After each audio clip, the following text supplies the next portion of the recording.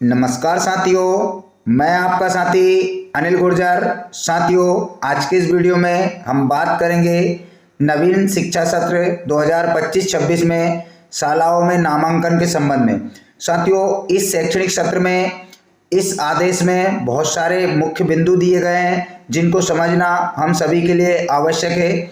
साथियों, एक और समस्या रहती है हमारे साथ कि जब तक हम किसी भी आदेश को पूरा अध्ययन नहीं करेंगे तो कहीं ना कहीं पूरे सत्र में योजनाओं को लेकर के हमारे मन में कन्फ्यूजन रहता है। जैसे साथियों, आज के इस आदेश में हम पूरे जो मुख्य बिंदु है उसको हम देखेंगे। इसमें बच्चे के नामांकन को लेकर उसकी उम्र के लेकर बहुत महत्वपूर्ण बात कही गई है। जैसा कि पिछले सत्र में हम कंफ्यूज हुए थे कि किस जन्म दिनांक के बच्चे को हमें कक्षा पहली में प्रवेश देना है और कब तक के बच्चे को नहीं। तो साथियों, इस आदेश को आप पूरा 1 to 1 जरूर सुने और इसमें हमारे लिए बहुत महत्वपूर्ण बातें हैं।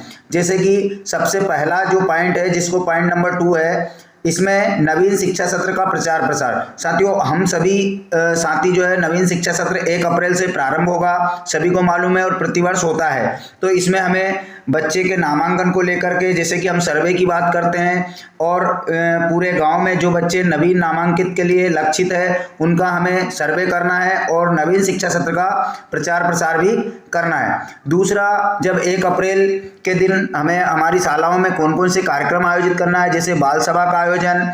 उसी के साथ में तीसरा जो पॉइंट है, जो कि शाला प्रबंधन समिति एवं पालकों की बैठक के संबंध में फरवरी माह के अंतिम सप्ताह से लेकर के 17 मार्च 2025 के मध्य स्थानीय परिशिष्ट हाट बाजार के दिन यानी अनुसार प्रत्येक विद्यार्थी के माता पिता दोनों को आमंत्रित किया जाए और प्रत्येक पालक से बच्चे की विगत वर्ष के प्रदर्शन के आधार पर शैक्षणिक स्थिति के साथ साथ विद्यालय की शैक्षणिक स्थिति एवं नवीन शैक्षणिक सत्र के प्रथम माह में आयोजित होने वाली गतिविधियों से अवगत कराते हुए उन्हें आवश्यक सहयोग के लिए प्रेरित किया जाए और कक्षा 1 में संभावित प्रवेश योग छात्र छात्राओं के माता पिता पालकों को आमंत्रित कर उनसे चर्चा की जाए। तो ये सामान्य सी बातें हैं जो कि हम प्रतिवर्ष करते हैं। उसके बाद प्रवेश उत्सव हमें 1 अप्रैल के दिन मनाना है, जिसमें कि विशेष भोज का आयोजन करना है और 1 अप्रैल से ही हमें नवीन शैक्षणिक सत्र की शुरुआत करनी है।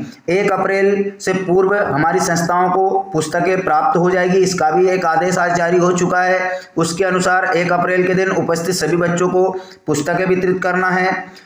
इसके बाद अगला जो बिंदु है वो है नामांकन। साथियों, ये बहुत मुख्य है, इसे आप जरूर समझ लें। यहाँ स्पष्ट दिया है, किसी के कहे सुने या कई प्रकार के भ्रामक आदेशों का पालन ना करते हुए ये जो आदेश है इसमें स्पष्ट लिखा है कि कक्षा 1 में नामांकन राष्ट्रीय शिक्षा नीति 2020 के अनुसार 6 वर्ष आयु पूर्ण करने वाले प्रत्येक छात्र का कक्षा 1 में नामांकन अनिवार्य है।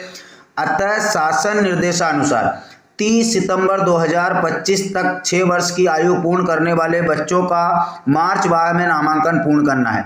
यानी कि जो बच्चा 30 सितंबर 2025 की स्थिति में अगर 6 वर्ष पूर्ण कर रहा है तो उसको हमें 1 अप्रैल यानी मार्च के महीने में ही हमारी संस्थाओं में नामांकन दे देना है। इसी के साथ में इस कार्य हेतु समग्र शिक्षा पोर्टल एवं आंगनबाड़ी केंद्रों के माध्यम से कक्षा 1 में प्रवेश योग्य संभावित बच्चों की सूची प्राप्त की जा सकती है।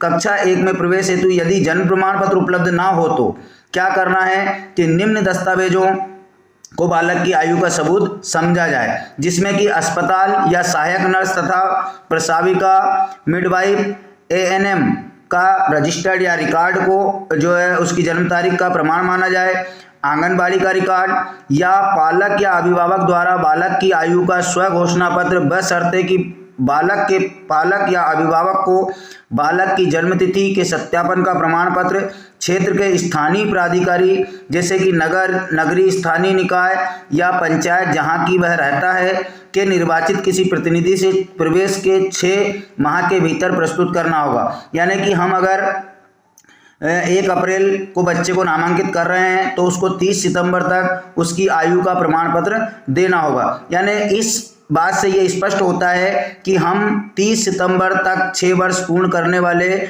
आयु वर्ग के बच्चों को नामांकित इस वर्ष में कर सकते हैं। इसके बाद बात करें हम कक्षा 2 से 8 में नामांकन की, तो अकादमिक सत्र 2024-25 में कक्षा 1 से 7 तक अध्ययनरत छात्रों को कक्षा 2 से 8 में प्रवेश दिया जाए। इन कक्षाओं में अध्ययनरत छात्रों की जानकारी यथा उम्र, पिता का नाम, जाति, पता, जन्मतिथि में यदि कोई परिवर्तन हो तो छात्र से संबंधित आवश्यक दस्तावेज संग्रहित कर समग्र पोर्टल में तदनुसार अद्यतन की कार्रवाई की जाए। इसी के साथ में कक्षा 6वीं एवं 9वीं के संबंध में महत्वपूर्ण बातें यहाँ कही गई है कि जो बच्चे कक्षा 5वीं से 6वीं और 8वीं से 9वीं में ट्रांजिशन लॉस को रोकने के लिए मध्य प्रदेश शासन के पत्र क्रमांक 2091 भोपाल 30/12/2024 का अनुपालन किया जाए।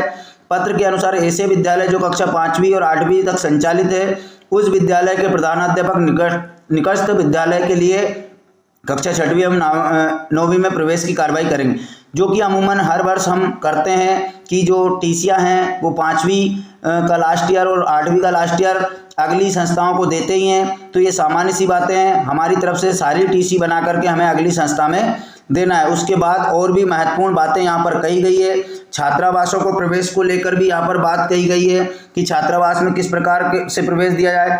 एक महत्वपूर्ण पॉइंट जो है यहाँ पर शिक्षकों के लिए वो शाला से बाहर बच्चों का चिन्हांकन। साथियों, प्रतिवर्ष जो है बहुत सारे बच्चे हमारे शाला से वंचित रह जाते हैं, प्रवेश से वंचित रह जाते हैं। जैसे कि यहाँ पर देख रहे हैं 2022-23 से भारत सरकार द्वारा यूडाइस के माध्यम से चाइल्ड वाइज ट्रैकिंग की जा रही है। सत्र 2024-25 में छात्रों की प्रोफाइल अपडेट कर आगामी कक्षा में उन्नति की गई है, जिसमें कि यूडाइस के अंतर्गत दर्ज सभी छात्रों को पेन नंबर यानी एक यूनिक नंबर आवंटित किया गया है। पेन नंबर के द्वारा बच्चों को प्रदेश और राष्ट्रीय स्तर पर ट्रैक किया जा सकता है।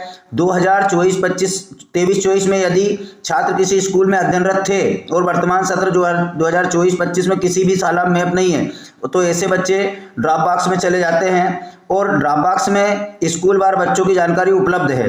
तो आप लोग जो है अपनी संस्था से स्कूलों का डाइस कोड देख करके ड्रॉप बॉक्स से बच्चे खोज सकते हैं। और ऐसे में एक शिक्षक को अधिकतम 5 से 10 छात्रों की जवाबदेही सौंपी जाए, जिसमें छात्रों के भीतर भौतिक सत्यापन का कार्य 10 अप्रैल तक पूर्ण किया जाए। मतलब इन तमाम बातों से जो है एक बात निकल कर आती है कि हमारे गाँव में अगर हमारी शाला प्राथमिक स्तर की भी है तो हमारा दायित्व बनता है कि हमारे गांव में शाला त्यागी बच्चों को हमें कहीं ना कहीं जो भी उसकी आयु अनुरूप कक्षा है या जिस कक्षा से वो ड्रॉप आउट हुआ है उसकी अगली कक्षा में उसे प्रवेश दिलाने का दायित्व हमारा रहता है। तो इस प्रकार से ये पूरा आदेश यहाँ पर दिया गया है। इस आदेश के तहत जो है आप लोग कक्षाओं में बच्चों को नामांकन दें और इस शैक्षणिक सत्र में जो बच्चे 30 सितंबर तक अपनी आयु 6 वर्ष पूर्ण करते हैं उनका नामांकन आप जरूर करें। तो साथियों, आशा है कि इस वीडियो के माध्यम से, इस आदेश के माध्यम से नवीन बच्चे जो कक्षा 1 में प्रवेश लेने वाले हैं उनकी उम्र को लेकर के आपका कन्फ्यूजन दूर हुआ होगा। तो धन्यवाद साथियों। जिन शिक्षक साथियों को वीडियो अच्छा लगा हो, जानकारी अच्छी लगी हो, प्लीज़ वीडियो को लाइक करें, अपने साथी शिक्षकों के ग्रुप में शेयर करें। तो धन्यवाद साथियों, मिलते हैं इसी प्रकार की नई जानकारी के साथ अगले वीडियो में। तब तक के लिए जय हिंद।